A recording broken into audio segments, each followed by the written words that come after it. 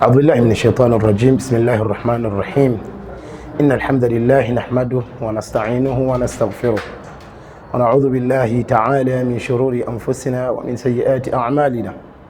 إنه من يهده الله فلا مضل له ومن يضلله فلن تجد له وليا مرشدا. أشهد أن لا إله إلا الله وحده لا شريك له وأشهد أن محمدا عبده ورسوله صلى الله عليه وآله وسلم. وبعد tumwebazoweekitiibwa Allah subhanahu wa ta'ala atukuumye ebbanga lyonna nga tuli balamu, atulabiridde kuva olwatteeka ku bulamu bw'ensi eno, atumanye nnyo nga bwe yatugamba nti huwa a'lamu bikum idh akhrajakum min butuni ummahatikum.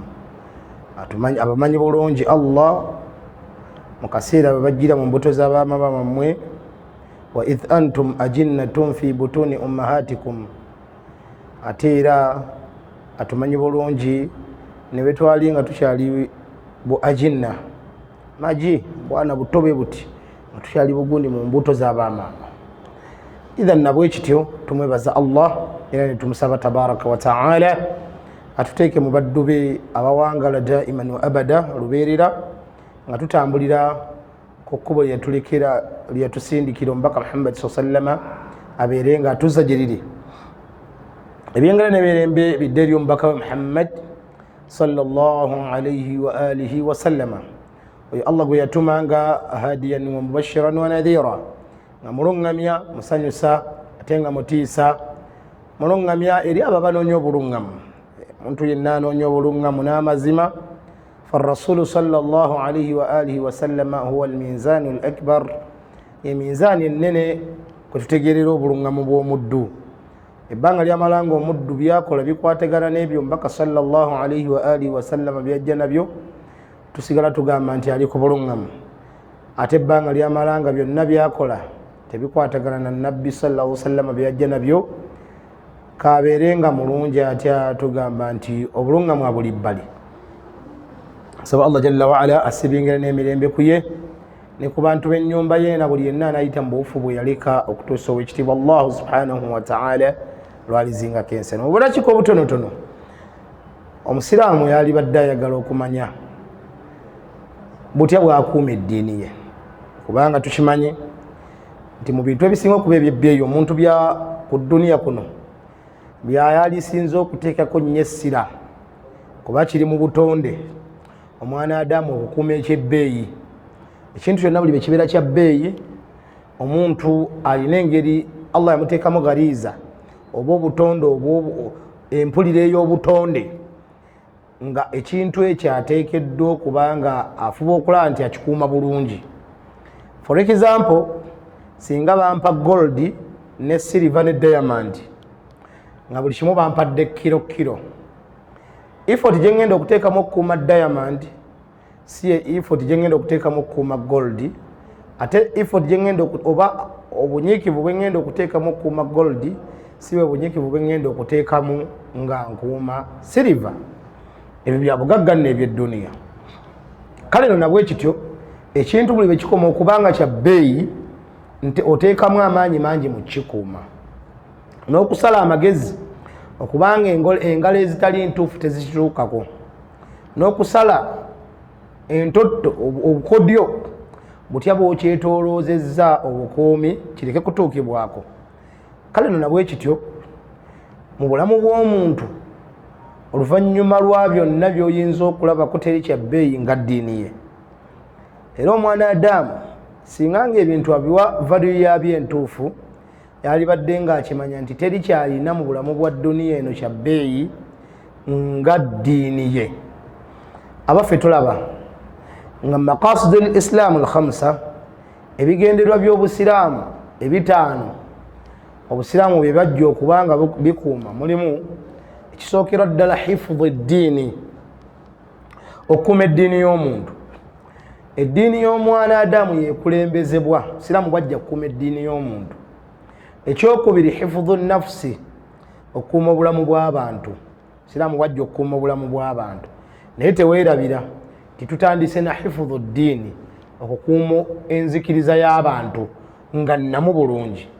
ekyokubiri hifudhu nafsi okukuuma obulamu bw'abantu ekyokusatu hifudhu lardi okukuuma ekitiibwa ky'abantu okukuuma ebika by'abantu endyo z'abantu zireke kubanga ziyingirigana omwana waaba mpologoma kyokka atakulidde mu bango abengo tebamanyi nti omwana si waabwe obusiraamu bwajja kukuuma buli omu akulire mu famire ye hifudhu nasab al-ird okukuuma ekitiibwa ky'abantu wal ansab n'okukuuma endyo ekirala obusiraamu kyebwajja okukuuma hifudhu al-maal okukuuma esente z'abantu okukuuma emaali y'abantu ebitwano ebyo byetulabye obusiraamu bwe bajja okukuuma bwakulembeza okukuuma eddiini y'omuntu singanga eddiini y'omuntu singanga ebintu bibiri taarada bikoonagana ne tukyesanganga waliwo okukuuma eddiini ate waliwo n'okukuuma obulamu bw'omuntu nga singa tugezaako okukuuma ekimu ekirala kitugendako. For example, tisinga tugamba nti tukuume omuntu eddiini egenze ate singa tugamba nti tukuume eddiini obulamu bw'omuntu bukoze eki bugenze, abaffe singa tukyesanga nga taarada almaslahatani emigaso ebiri gikoonaganye, maslaha ga mirundi ebiri gakoonaganye, eddiini n'obulamu tukulembeza kyokkuuma okusuubira ku bujulizi obutaliiko nfuufu. Singa ebyo ebibiri bikondagana ne tukyesanga nga tulina okukuuma ekimu ku byo oba nga tulina okuyita tusobola okuba nga tuteeka obuzibu mu buzibu ekimu ku byombiriri tusobole okukuuma ekirala, tusalawo ne tuteeka obulamu mu buzibu oba even n'okugenda ne bugenda naye ng'eddiini tugikuumye. Mathalan, singa nga abasiraamu baba balumbiddwa, abalumbye n'abagamba akkiriza okuva mu busiraamu bwe ye n'abaana be tetulina kye tugenda mukola, wallahi mu kaseera kano tugamba nti omuntu oyo ateekeddwa okulwana kyabwatteeka. Ng'alwana lwaki? Okuzzaayo obulumbaganyi bw'omulabo obwo oba waakiri obulamu bugenda bugende. Ithan nabwe kityo mu bintu ebisinga okuba ebyebbeeyi omuntu byateekeddwa okuteekako ennyo essira mu bulamu bwe nga byalisinza okuba nga ateekako essira kulaba nti bikuumibwa y'eddiini y'omwana Adamu.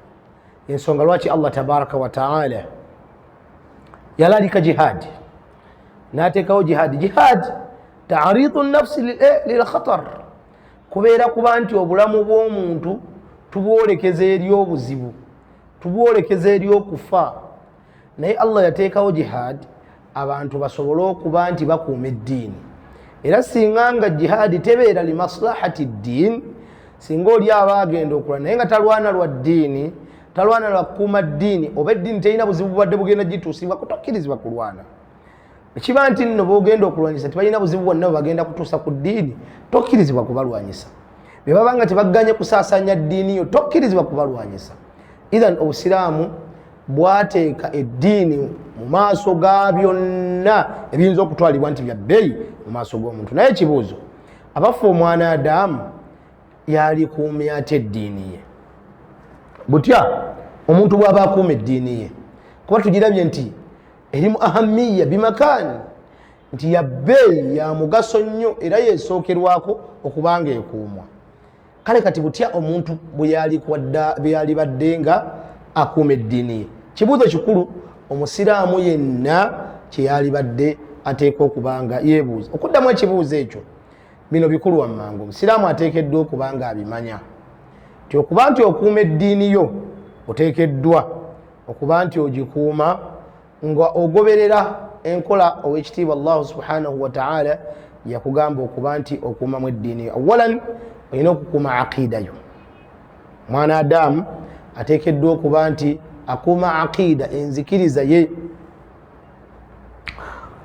Tosobola kukuuma ddiini nga aqiida nfu. Tosobola kubanga eddiini tugamba eddiini kigambo kigazi. Eddiini mulimu aqida, mulimu sharia, mulimu suluku.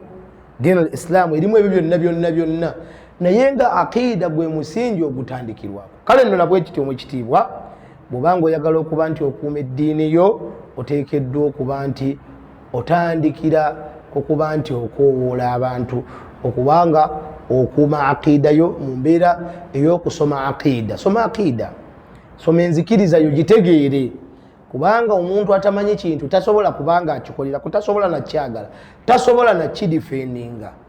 Kale nno nabwe kityo bw'oba tosobodde kusoma aqida tolina bw'ogenda kukuuma ddiini. Ekyokubiri, oteekeddwa okukoowoola abantu babeere nga bajja eri aqida eyo. Olina okubanga okukoowoola abantu bajja eri enzikiriza eyo mu mbeera y'okulaba nti osaasanya, kubanga bwe tuba tetubakoowodde osiraamu bw'ojja kukoma kuffe. Bwe bukoma kuffe kitegeeza tetukuumye eddiini.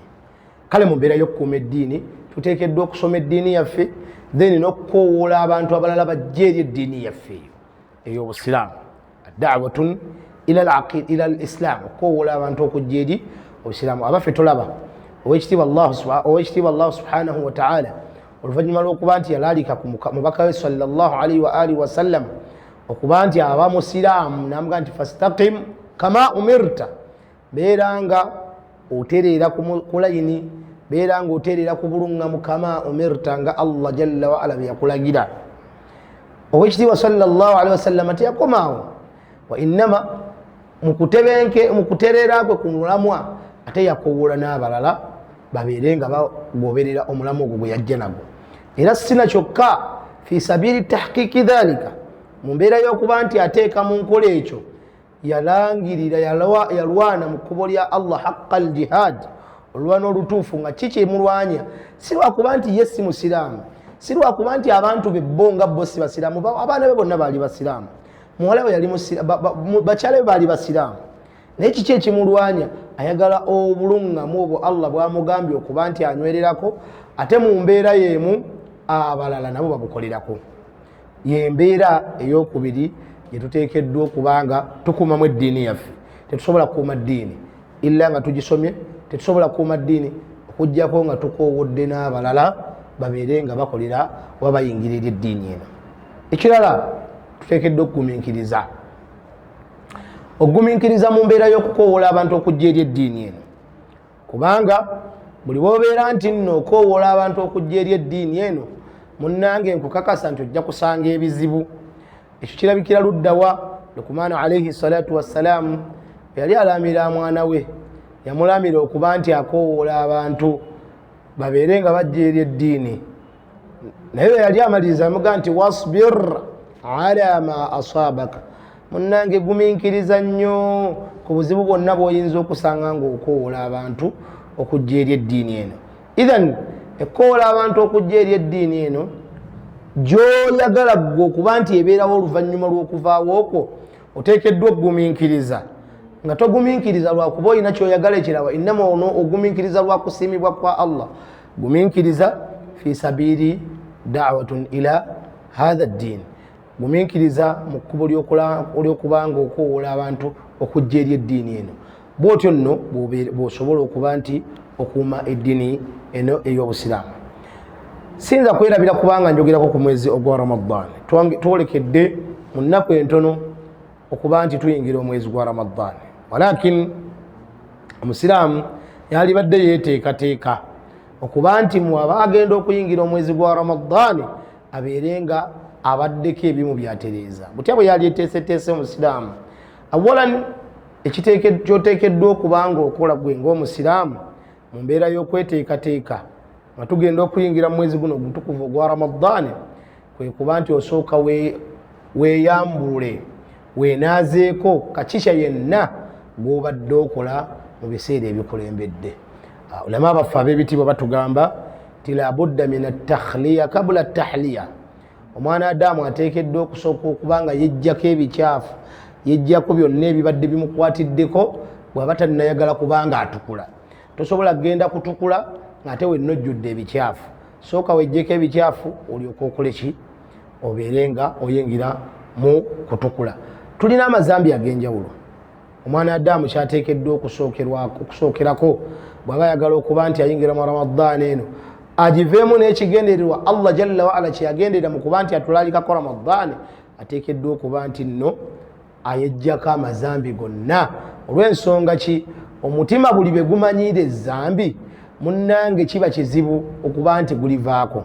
Kale nno nabwekyo tuvi sabiiri al-iqlaa ani dhunubi, ng'oli mu kkubo ly'okuva ku mazambi labudda min tadribu nafsi, oteekeddwa okutendeka omutima gwo, okutendeka omwoyo gwo, sooka ove ku mazambi nga tetunnayingira mu Ramaddaani. Waliwo abantu abamu abalindiridde Ramaddaani ebeere ng'eyingirawo balyoka ate baagala okuva ku mazambi. Nkugamba oyinza okuviiramu awo, kubanga Ramaddaani egenda kutuuka ojje weesange nga tosobola ate kuva ku zambi lyobadde okola nga Ramaddaani tennaba kujja. Weekange ng'oyingidde mu Ramaddaani n'amazambi go, n'ova mu Ramaddaani n'amazambi go.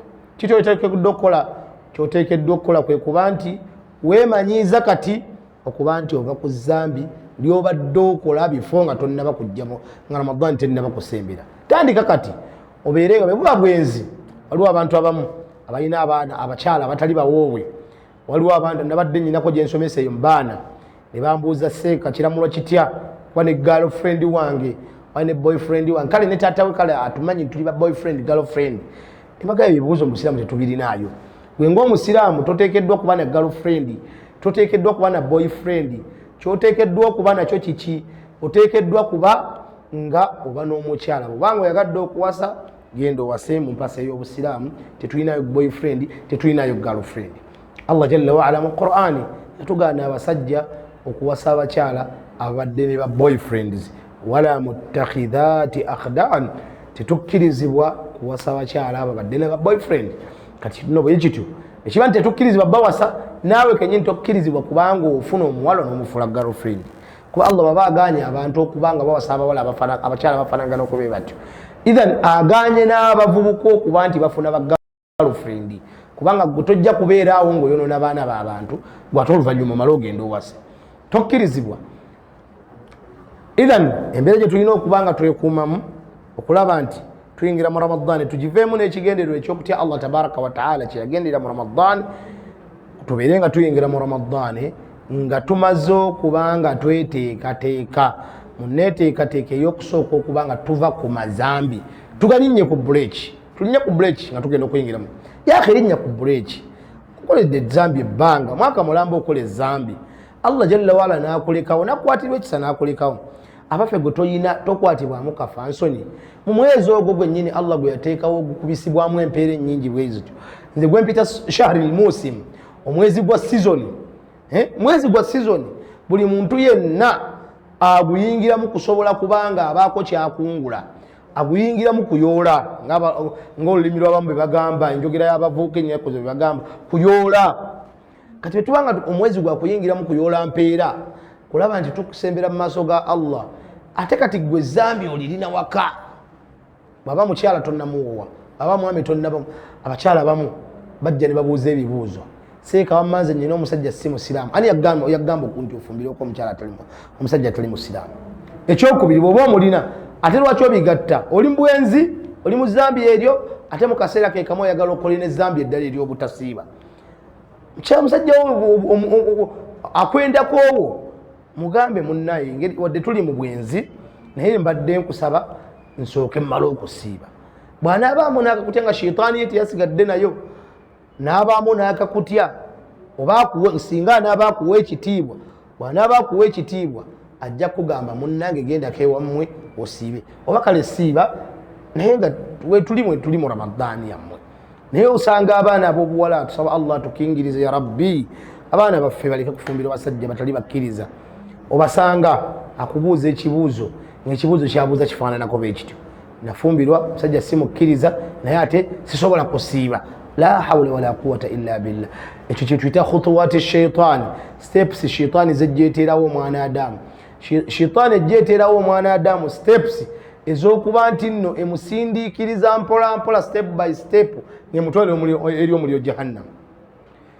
Idhan ab'ebitiibwa tuteekeddwa okuba nti bwe tuba twagala okuyingira mu Ramaddaani tugiveemu n'ekigendererwa Allah lwaki yagitulaalikako nga kyekyokuba nti tumutya tuyingire mu Ramadani nga tuyimirizza ku mazambi.